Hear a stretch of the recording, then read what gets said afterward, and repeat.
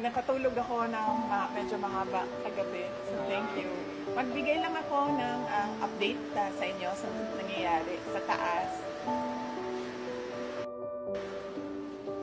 Magbigay lang ako ng update sa nangyayari sa taas. So, hindi ko na lang din banggitin yung mga pangalan kasi nag-request din yung mga patients na huwag banggitin yung mga pangalan nila. So, ang isang patient, may clearance na siya. Ang decision niya is umuwi muna sa kaibigan niya. Natatakot siya umuwi sa sarili niyang bahay. So, ang decision niya, pag-discharge niya dito, ay pupunta siya sa kaibigan niya. Doon muna siya titira. And then yung isang patient, waiting siya for discharge. At ang sabi sa kanya ng private doctors niya ay lumipat siya ng hospital. So, yun yung gagawin para sa kanya. Dahil po, bakit po ulit? Well, hindi niya nasabi sa akin. Ang nasabi lang niya sa akin ay yun yung gusto ng private doctors niya na lumipat siya ng another hospital. So, yun din yung gagawin niya kasi right now, yun lang din yung pinagkakatiwalaan niya, yung mga doktor. Tunay po siya dilipat.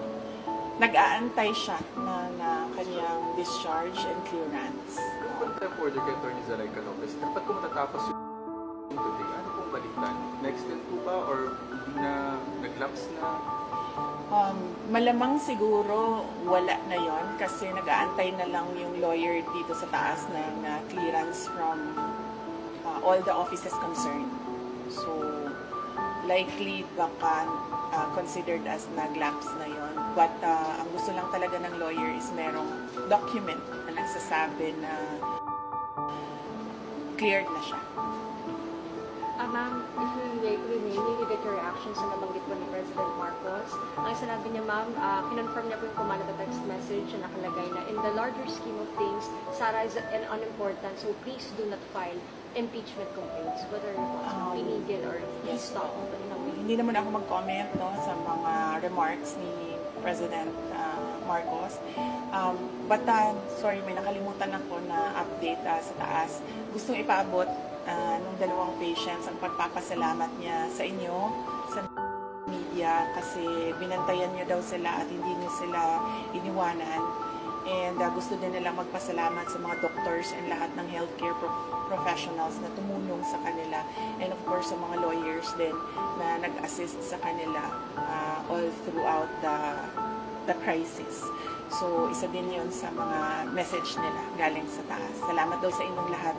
At dahil daw may clearance na, pwede na rin daw, cleared na rin daw kayo from them na umalis or iwanan sila dito. Isa sa kanila lalabas sa malubig? Sure. Ang isa, nakaalis na. Oo, nakaalis na yung isa. Ang isa na lang yung nag-aantay ng clearance. Possible din po lumabas dito. Possible din po ma-discharge. Well, hopeful sila na merong ganon na mangyayari today. Pero I think meron ng assurance ang lawyers na mangyayari yon ang kanyang clearance and discharge today. So, nagpapasalamat. Kaya nagpadala na rin siya ng pagpapasalamat dito sa media, sa inyong lahat, sa pagbabantay, pagtulong at pagprotekta sa kanila. Sorry, NBI investigation, December 11. Pupunta po kayo? I'll have to run my schedule day by day kasi nagbabago siya ngayon araw-araw dahil bigla na lang may nangyayari na mga bagay kaya hindi ko magawa yung schedule ko ng malayo pa. So, we do it day by day sa ngayon, yung schedule. So, hindi ko pa masagot kung pupunta ako sa December 11. Tsaka, ang isang consideration dyan ay sinusunod ko kung ano yung mga sinasabi ng lawyers sa ngayon. So, ano yung sasabihin or ano yung advice ng lawyers, yun yung gagawin ko. How about the Good Government Hearing Committee? Yes, oo. Nag-express kasi yung isa, dalawa, tatlo. Nag-express yung tatlong mga resource persons from the Office of the Vice President that they really feel safer and medyo kumakalma sila kung nandiyan ako. Ang worry ko lang is right now, wala na kasi kaming chief of staff, affected din yung assistant chief of staff ng office. So ako na lang talaga yung naiwan sa opisina to do everything. And meron ding mga year-end activities ang office. Meron din kaming mga Thanksgiving activities. Meron kaming budget utilization review dahil merong mga budget na kapag hindi nagamit, naglalapse yan by December 31, as well as yung planning for January 1, kasi bago na yung budget by January 1. Eh, kung nakikita nyo, December na bukas, so we have just 1 month to do all those things. So, yun lang naman yung problem ko. Meron pa lang dito kayo ng comment regarding po sa sinabi ko ni Congressman J. Bongbong po na kung hindi lang daw po kayo maagang nag-ambisyon ng presidente, tahimik daw po ang lahat.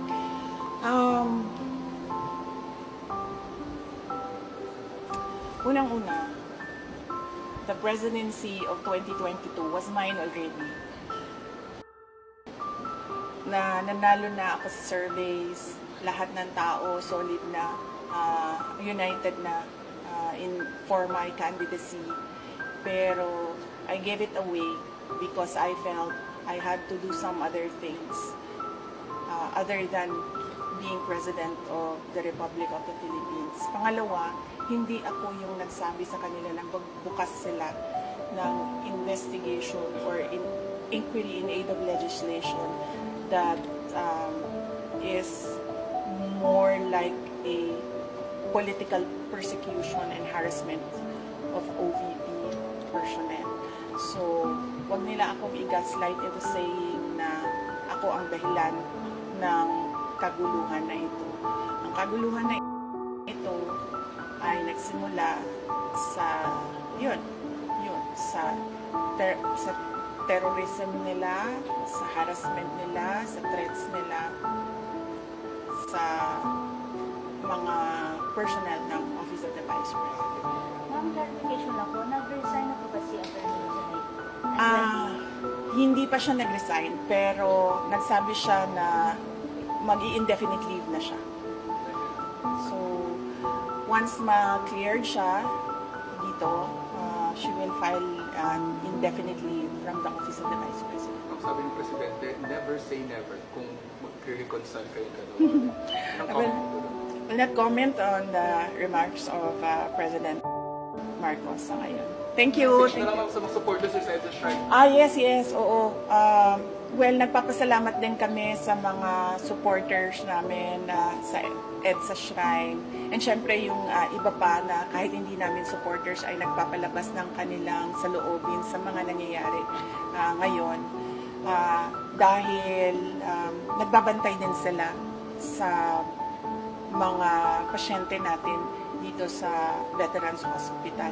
And nagpapasalamat din kami sa mga tao na nasa labas ng Veterans Hospital na nagbantay din sa mga pasyente. Malaking tulong yon sa akin, yung media, yung mga tao na nagbabantay. Si Senator Bato de la Rosa na hindi talaga niya iniwanan yung mga pasyente. Si Senator Bongo na nag-substitute sa akin dito. Ang laking tulong nun lahat, ninyong lahat sa akin dahil nakakagalaw ako, nagagawa ko pa rin yung mga iba kong kailangan gawin na mga trabaho. Thank you. Ma'am, nag-usap na po ba kayo ni PRR? Thank you, ma'am.